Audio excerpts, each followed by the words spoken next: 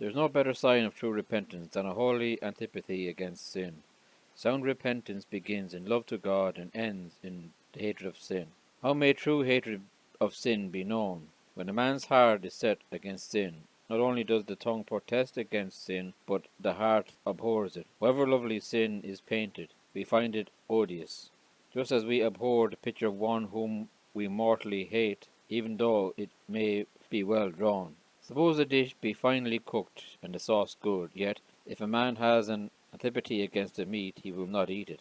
So let the devil cook and dress sin with pleasure and profit, yet a true penitent has a secret abhorrence of it, is disgusted by it, and will not meddle with it. True hatred of sin is universal.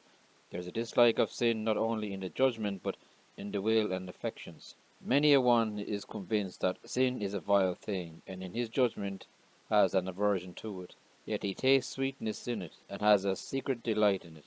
Here is a disliking of sin in the judgment, and an embracing of it in the affections.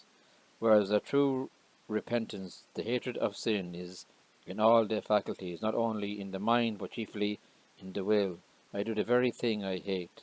Paul was not free from sin, yet his will was against it. He who truly hates one sin hates all sin.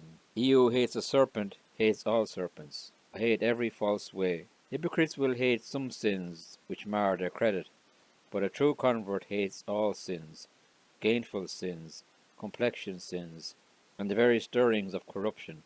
A holy heart detests sins for its intrinsic pollution. Sin leaves a stain upon the soul. A regenerate person abhors sin not only for the curse, but for the contagion. He hates this serpent not only for its sting, but for its poison. He hates sin not only for hell, but as hell.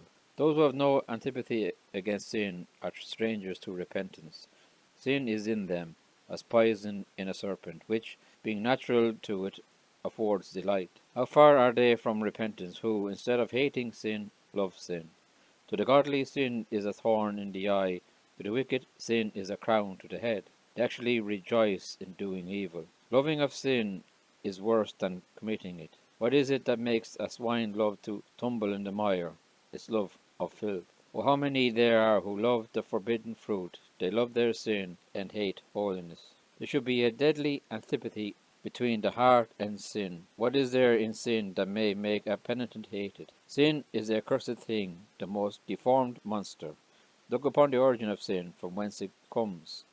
It fetches its pedigree from hell. He who commits sin is of the devil. Sin is the devil's special work. How hateful it is to be doing that which is the special work of the devil, indeed, that which makes men into devils.